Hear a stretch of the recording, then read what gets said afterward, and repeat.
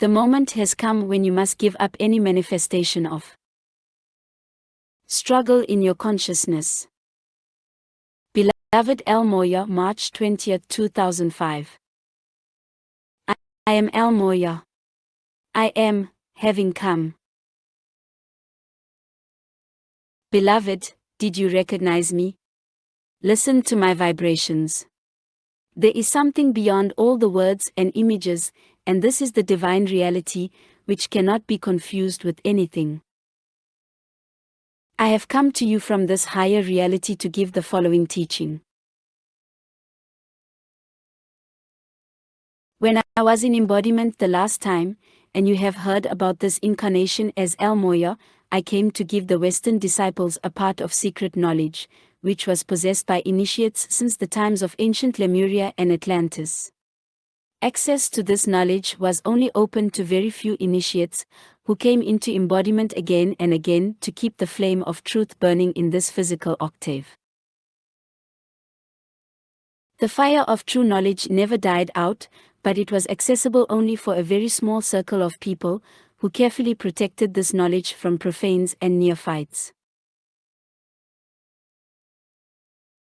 We, the three Tsars, El Morya, Kuthumi, and Jual Kal, were embodied in the 19th century, and were able to give part of the secret knowledge possessed only by the highest initiates on this planet.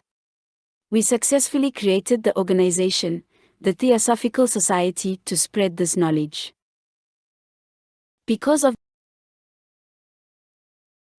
the negative attitude of the West to everything coming from India and Tibet as inferior knowledge in comparison with the knowledge supposedly possessed by the best minds of that time, we were forced to use intermediaries possessing the ability to receive and transmit the images and knowledge contained in our physical minds.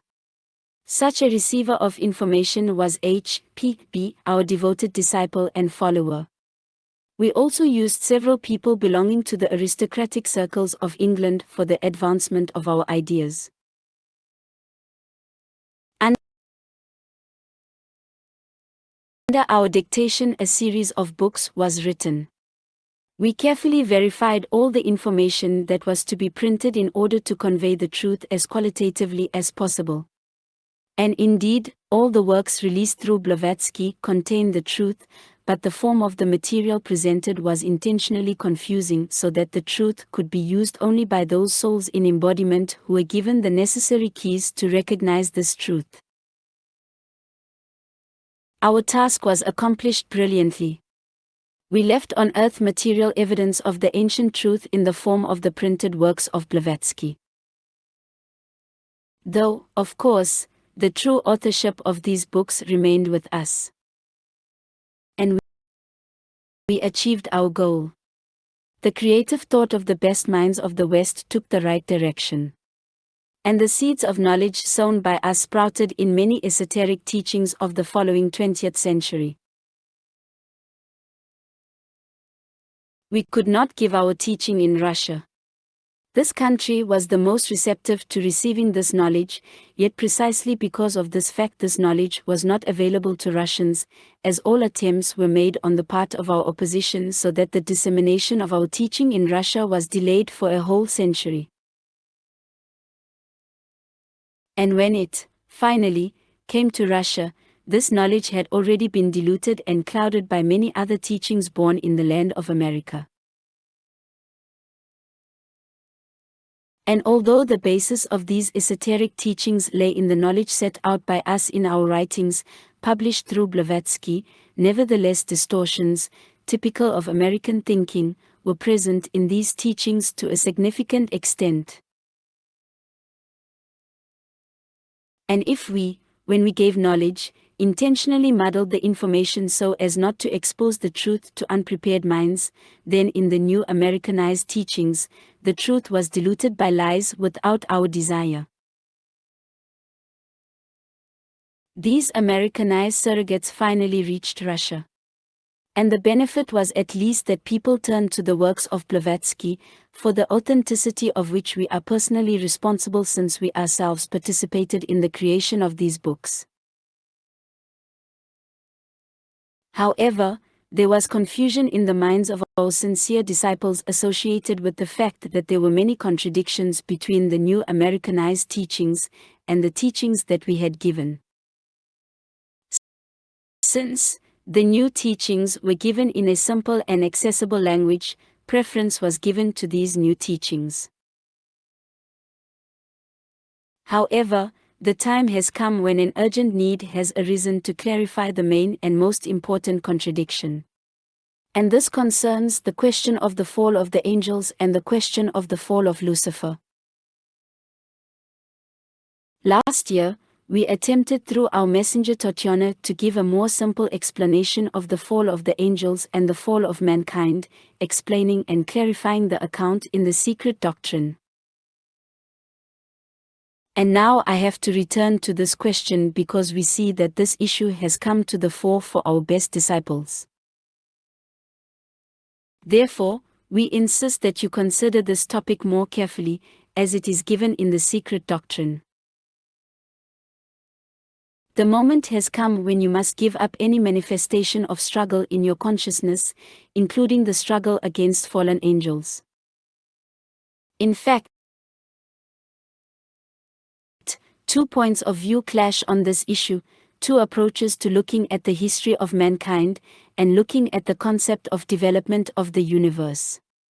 This is the approach, peculiar to Eastern philosophy, found in the religious systems of India and Tibet, and the approach peculiar to Western consciousness and borrowed from the worldview, inherent in Western Christian thought and these new Americanized teachings. Russia, as a country, located between the East and the West by its geographical position, has the potential to accommodate and master both philosophical systems. That is why we come again through the Russian messenger to direct your thought. The questions of the fall of the angels and the so-called rebellion of Lucifer are not presented better anywhere than in the works written by us when we were in embodiment. Therefore, the time has come to rethink the knowledge given in the past and raise your view of the truth to a new level.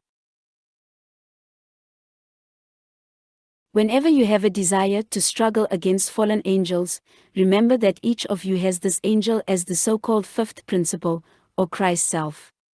1.